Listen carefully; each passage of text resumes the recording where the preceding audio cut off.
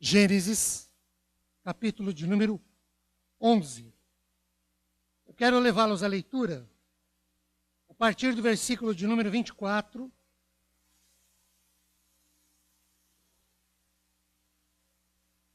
até o capítulo 12, versículo 9. Como hoje nós estamos gravando, eu vou pedir que você me acompanhe a leitura que farei. Gênesis 11, 24. Viveu Naor 29 anos e gerou Terá. E depois que gerou Terá, viveu Naor 119 anos e gerou filhos e filhas. Viveu Terá 70 anos e gerou a Abrão, a Naor e a Arã. São estas as gerações de Terá. Terá gerou a Abrão, a Naor e a Arã. E Arã gerou a Ló. Morreu Arã na terra de seu nascimento, em Ur dos Caldeus, estando Terá, seu pai, ainda vivo. Abrão e Naor tomaram para si mulheres. A de Abrão chamava-se Sarai, e a de Naor, Milca, filha de Arã, que foi pai de Milca e de Iscá. Sarai era estéril, não tinha filhos. Tomou Terá a Abrão, seu filho, e a Ló, filho de Arã, filho de seu filho, e a Sarai, sua nora, mulher de seu filho Abrão, e saiu com eles de Ur dos Caldeus para ir à terra de Canaã. Foram até Arã, onde ficaram. E havendo Terá vivido 205 anos ao todo, morreu em Arã. Ora, disse o Senhor a Abrão: sai da tua terra, da tua parentela e da casa de teu pai, e vai para a terra que te mostrarei. De ti farei uma grande nação, e te abençoarei, e te engrandecerei o nome. Se tu uma bênção. Abençoarei os que te abençoarem, e amaldiçoarei os que te amaldiçoarem. Em ti serão benditas todas as famílias da terra. Partiu, pois, Abrão, como lhe ordenara o Senhor, e Ló foi com ele. Tinha Abrão 75 anos quando saiu de Arã. Levou com Abrão consigo a Sarai, sua mulher, e a Ló, filho de seu irmão, e a todos os bens que haviam adquirido. E as pessoas que lhes nasceram em Arã partiram para a terra de Canaã e lá chegaram. Atravessou Abrão a terra de Siquém até ao carvalho de Moré. Nesse tempo, os cananeus habitavam essa terra. Apareceu o Senhor a Abrão e lhe disse: darei a tua descendência esta terra. Ali edificou Abrão um altar ao Senhor que lhe aparecera. Passando dali para o monte ao oriente de Betel, armou uma tenda, ficando Betel ao ocidente e Ai ao oriente. Ali edificou um altar ao Senhor e invocou o nome do Senhor. Depois seguiu Abrão, indo sempre para o Neguebe. Agora, Atos, capítulo 7, lá no Novo Testamento. Atos, capítulo 7, para lermos os versículos 2 e 3. Nós podíamos dizer que é a carta de Lucas à igreja, né? Porque já narra a história do início da igreja. Atos dos Apóstolos, capítulo 7, versos 2 e 3. O 2 começa dizendo assim: Estevão respondeu: varões, irmãos e pais, ouvi. O Deus da glória apareceu a Abraão, nosso pai, quando estava na Mesopotâmia, antes de habitar em Arã. Ele disse: sai da tua terra e da tua parentela e vem para a terra que eu te mostrarei. E ele segue com algumas informações essas que nós acabamos de ler lá em Gênesis. Muito bem. Há um livro na biblioteca da nossa igreja, cujo título é Homens de Deus em Tempo de Crise, de autoria do reverendo Dr. James Montgomery Boyce, pastor da 10ª Igreja Presbiteriana da Filadélfia, nos Estados Unidos. Eu já citei esse livro mais de uma vez e, evidentemente, citei esse autor mais de uma vez. O livro do Dr. Boyce, ele trata de alguns momentos na vida de 3 personagens: Abraão, Moisés e Davi. Falando um pouco da caminhada de Abraão, ainda Abrão, à página 17 do livro, O Dr. Boyce diz que Abrão estava em Ur dos Caldeus, Gênesis 24, 30 e Atos 7, 4 dizem isso, quando Deus o chama para ir à terra prometida, ou à terra de Canaã. Ur, lá na Caldeia, era uma cidade na Baixa Babilônia, conforme o dicionário John Davis afirma, página 38, ao norte do que hoje é o Iraque. A cidade de Ur ficava no vale do rio Mesopotâmico, a leste do grande deserto árabe. Canaã ficava a oeste desse deserto, do outro lado. Na parte baixa da costa da Palestina, e ela fazia fronteira com o mar Mediterrâneo. Para obedecer ao chamado de Deus, Abraão devia sair de Ur dos Caldeus, viajar para o norte pelo grande rio Eufrates e atravessar mais ou menos 1.600 quilômetros antes de chegar em Canaã. A questão, de acordo com o texto que nós lemos, é que Abraão para em Harã. É uma cidade síria, mais ou menos na metade do caminho. Ela ficava a 965 quilômetros a noroeste de Ur e 643, por isso mais ou menos metade, a noroeste de Canaã. Abraão chega lá e fica. Ele para em Harã. Ele para na metade do caminho, entre Ur dos Caldeus e Canaã. E ele para por um certo tempo, de acordo com Gênesis 24, 31 e 32, até que Terá, seu pai, morre. Quando Abraão volta a pôr o pé na estrada, quando ele retoma a caminhada, Gênesis 12, 4, ele tem 75 anos. Ou seja, Abraão vive um bocado de tempo em Harã. Vejamos. Entre sair de Ur na Caldeia e chegar a Canaã, mais ou menos 1.600 quilômetros depois, Abraão para em Harã e ali fica até seu pai morrer. Ele para, ele não vai e nem vem. Ele para em Harã, ele interrompe a sua jornada, Abraão não continua, ele não prossegue, ele não avança, ele se acomoda em Harã. Queridos, às vezes, isso acontece conosco nas mais variadas áreas das nossas vidas. Nós paramos, ficamos estagnados, também não vamos, não continuamos, não avançamos, não prosseguimos, nós nos acomodamos. Adotamos um comportamento passivo, vazio de ação e de realização, e isso, óbvio, é ruim, é prejudicial. Acomodar-se estagna, intimida, limita, castra, faz perder o foco, inibe. Muitas vezes provoca uma sensação, dá uma ideia de incapacidade, de impotência, de incompetência, de inferioridade. Dá uma ideia em certos momentos de que a coisa não vai e não vira. Uma questão absolutamente objetiva é possível deixar o comodismo? Sim, claro que é possível. Aliás, não apenas possível, mas é imprescindível para mudar o rumo das coisas. É o que acontece com Abraão. Eu quero ver com vocês na noite de hoje o que é que Abraão fez para sair, ou o que aconteceu com ele, para ele sair do comodismo. Porque ele está parado em Harã. Deus fala para ele sair de Ur dos Caldeus e ir para Canaã. São 1.600 quilômetros. Ele para na metade e fica parado ali. Não vai, não vem, se acomoda. O que acontece muitas vezes conosco. Nós nos acomodamos. Não vamos, nem vemos, não saímos. A gente fica estagnado, fica castrado de ação. E isso, como eu disse no começo, dá uma sensação de impotência, de incapacidade. A gente não pode, não dá conta, não vai, não consegue.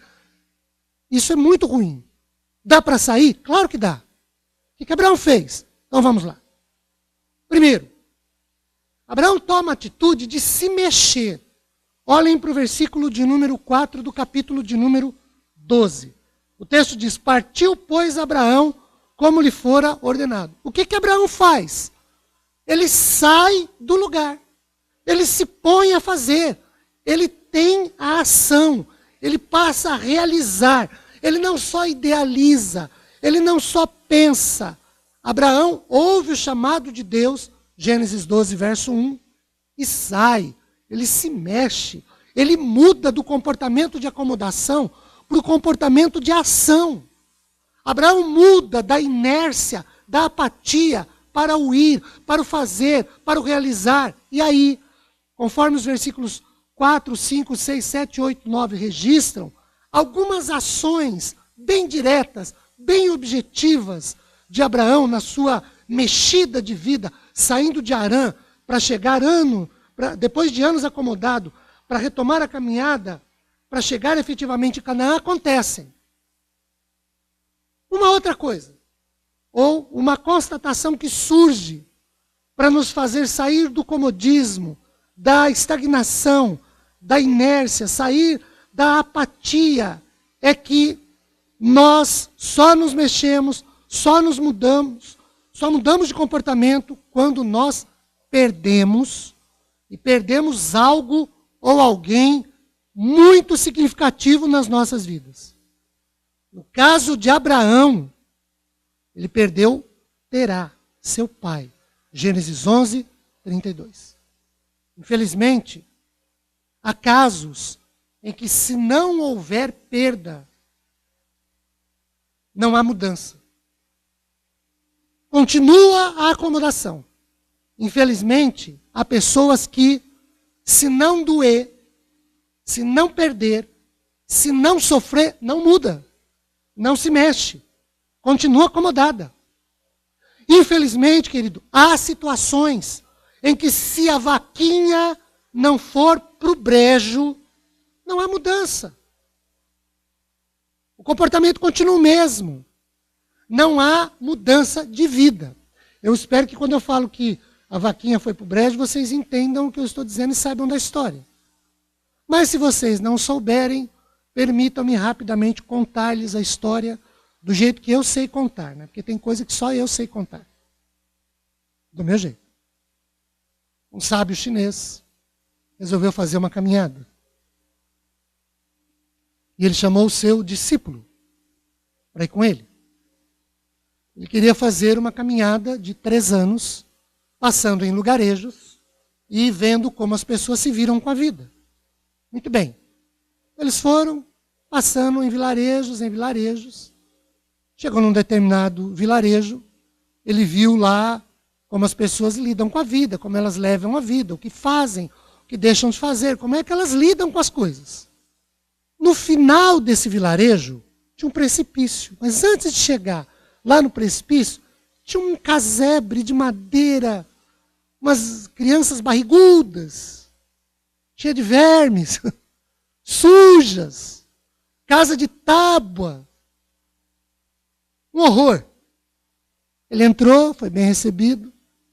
E aí, na sua pesquisa com o seu discípulo, ele perguntou para o dono da casa: como é que vocês vivem aqui? E o dono da casa disse: lá no quintal tem uma vaquinha. Essa vaquinha dá 2 litros de leite por dia. A gente vive com esses 2 litrinhos de leite por dia. Ali a gente faz o beber das crianças, faz o comer das crianças. É assim que a gente vive. O sábio agradeceu e saiu. Andou um pouco, chamou o discípulo e falou: sabe aquela casa que a gente saiu? Acabou de sair? Sim. Eles têm uma vaquinha lá, não tem? Dá 2 litrinhos de leite, não dá? Dá. Vai lá e joga a vaquinha no precipício que tem no final do vilarejo.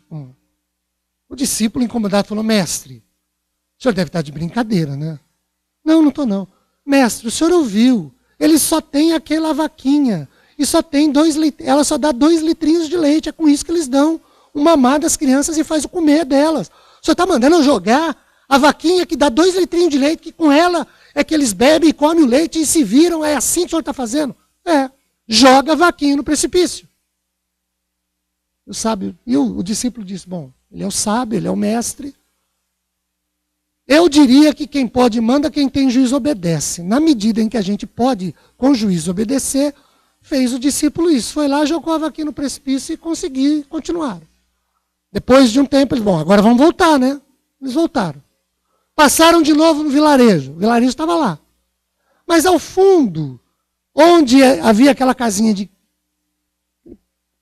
casebre, na verdade, de madeira, ele viu umas crianças bonitas, uma casa de alvenaria, e ele não reconheceu. Ele entrou e disse, olha, há algum tempo eu passei por aqui, e tinha uma casa assim, assim, assim, descreveu, e o dono da casa disse, sim, éramos nós. Não pode ser. Sim, éramos nós. Essa casinha que o senhor fala, com as crianças cheias de lombrigas, cheias de vermes, são os nossos filhos, olha que coisa linda e tal. E ele ficou abismado. Ou como diriam os cariocas, que eu já disse, porque eu tenho muito respeito, embasbacado. Aí ele perguntou, mas o que aconteceu? Lembra que nós tínhamos uma vaquinha? Lembro. Que dava 2 litrinhos de leite? Sim. E que eram os 2 litrinhos de leite que as crianças bebiam, mamavam e onde a gente fazia o comer. Então a gente não sabe por quê, como, mas alguém pegou a nossa vaquinha e jogou no precipício.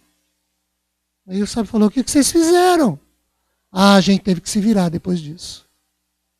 Olha para o texto, queridos. Abraão faz isso. Enquanto a vaquinha dele, que é o pai, está presente, está ali, ele está parado. Deus mandou ele sair de um lugar e para o outro. Ele parou no meio do caminho. E está ali, tranquilo, sossegado, acomodado. Não me toque, não me reles. Ele precisou perder o pai para colocar o pé de novo na estrada, para obedecer a palavra de Deus.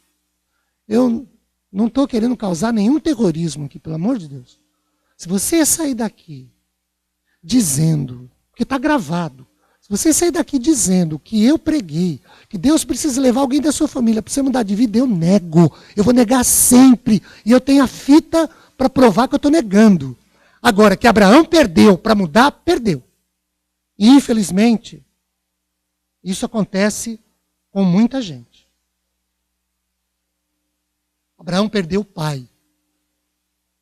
Mas há casos de pessoas que, se não houver perda, também não há mudança. Infelizmente é assim.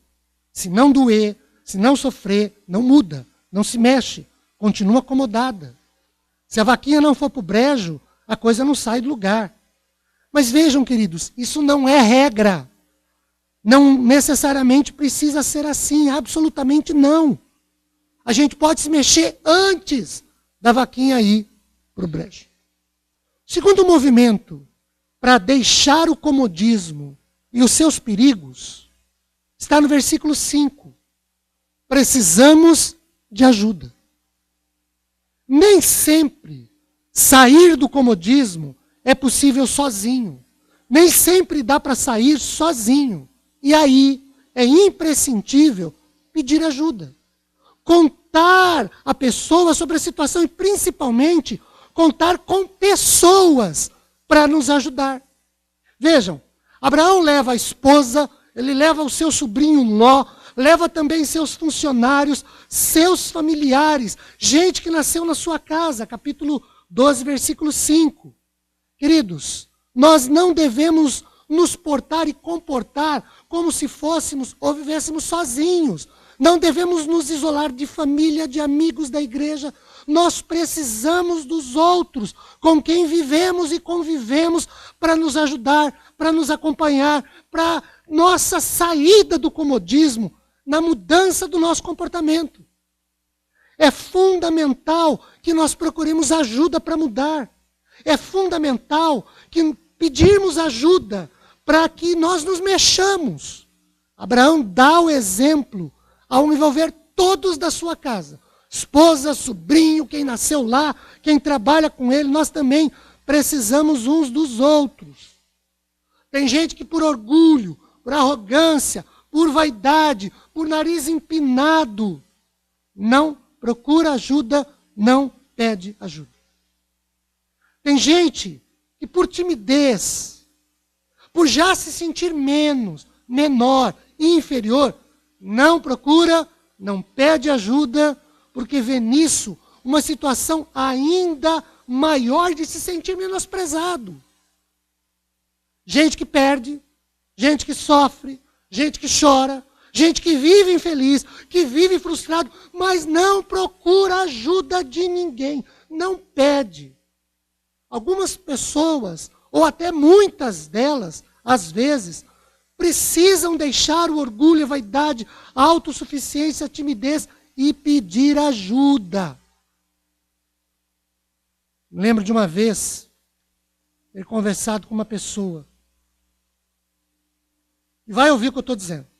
Não tem problema.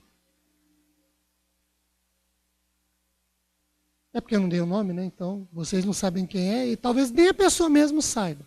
E se ela vier a saber, como eu não dei o nome, não adianta ela querer ficar brava. Até porque é um fato, é uma verdade.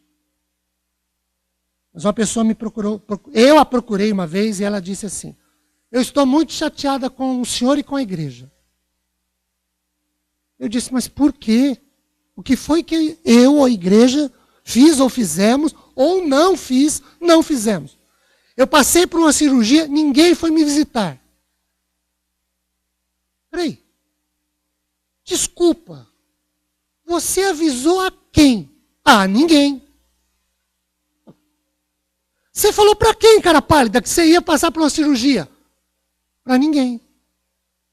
Quem sabia que você ia se internar? Ninguém. Quem sabia que você ia para a cirurgia? Ninguém. E como é que você quer que a gente te visite? Ah, o senhor tinha que saber. Como? Me diz, como é que eu sei? Uma ligação. Eu fiz, mas depois que eu passei pela cirurgia. Como é que faz antes? Tem gente que não pede ajuda. Não avisa. Não fala da necessidade. Custa dizer, pastor, ore por mim. Nós temos grupo na igreja de WhatsApp, que a gente pede pelo amor de Deus, para só fazer o que ultimamente, graças ao bom Deus e à compreensão dos irmãos, tem acontecido. Pedir oração, avisar, dar avisos de coisas da igreja que acontecem, pedir oração. A igreja sabe pelo que nós estamos orando. Custa escrever lá, gente, por favor, orem por mim, me internarei, farei uma cirurgia. Ponto. A hora que bater isso, eu ligo. Escuta, o que está acontecendo? Posso te visitar? Posso te visitar antes? Posso te visitar depois? Posso te visitar depois que você sair? A hora que você estiver em casa? Tem gente que sofre, que chora, que dói, mas não pede ajuda. Terceiro movimento que Abraão fez, e que nós podemos fazer e devemos, para deixar o comodismo e com ele os seus perigos, está nos versículos 7 e 8. Buscar e ter uma vida com Deus. Vejam, durante o movimento que gera em Abraão, que produz nele a atitude de se mexer, de fazer, de realizar, contando com a ajuda da família, das pessoas que o cercam, gente que vive e convive com ele, Abraão não deixa de se relacionar com Deus. Ele ora, ele adora, ele serve, ele se relaciona com o Senhor. Abraão edifica, verso 8, ele constrói, ele levanta um altar ao Senhor e passa a ter uma situação que faz parte da sua vida de relacionamento com o Senhor, porque ele passa a invocar a Deus. Ele não faz isso antes, porque ele está acomodado. Gente acomodada é um problema. Quando nos acomodamos nesta ou naquela situação, alguns inclusive deixam de orar, deixam de buscar ao Senhor, deixam de se relacionar com Ele. Nesse caso, considerando que nós somos templos do Espírito Santo, nós precisamos ser levantados, edificados, porque nos encontramos caídos, prostrados e derrotados. Queridos, às vezes o comodismo é espiritual e ele nos leva a uma situação que é interessante. comodismo espiritual é só para as coisas de Deus. A gente não deixa de ir em festa, mas não vem na igreja. A gente não deixa de participar de passeios, mas não lê a Bíblia. A gente não deixa de ir em baladas, mas não busca o Senhor. Programação da igreja? Tá de brincadeira, pastor.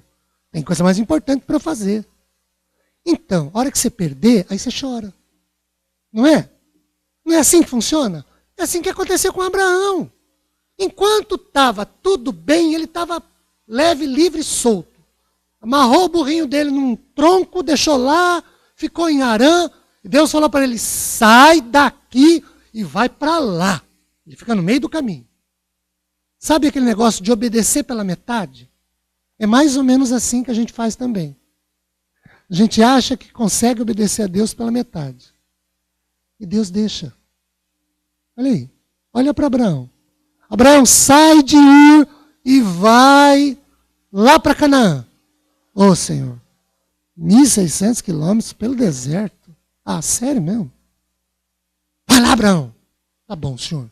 No meio do caminho ele fala, bom, já percorri metade do caminho, metade da obediência, eu tenho metade da bênção. Não, eu quero bênção completa. A gente obedece pela metade, mas quer ter bênção completa, não é assim? Né? Deus, a gente não aceita Deus falar assim, tá bom, vou te dar meia cura. Não, senhor, meia não, cura inteira. Não, vou te aliviar meia dor. Não, meia dor não, senhor, dor inteira. Eu vou te abrir meia porta de trabalho. E eu vou ganhar quanto, senhor? Qual é o meu salário por meia porta de trabalho? Meio salário? Não, senhor, não paga minhas contas. Não dá para eu fazer nada. Às vezes o comodismo espiritual nos leva a isso. Nós temos ânimo, tempo, disposição para um bocado de coisas, menos para as coisas do Senhor.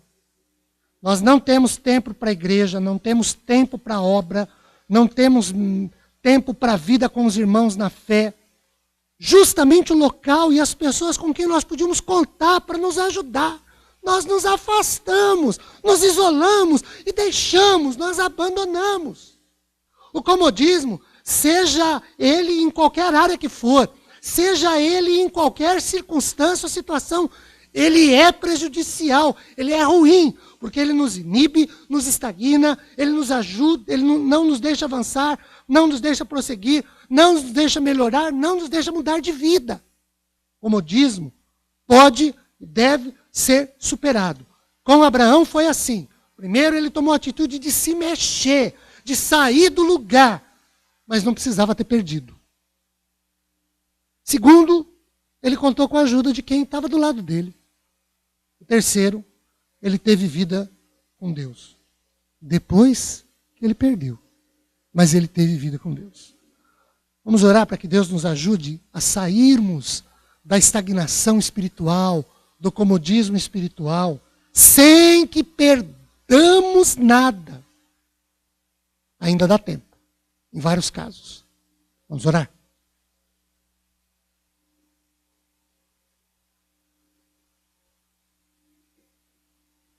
Senhor, é óbvio que nenhum de nós aqui é Abraão. O Senhor não mandou nenhum de nós sair de Ur, andar até Canaã.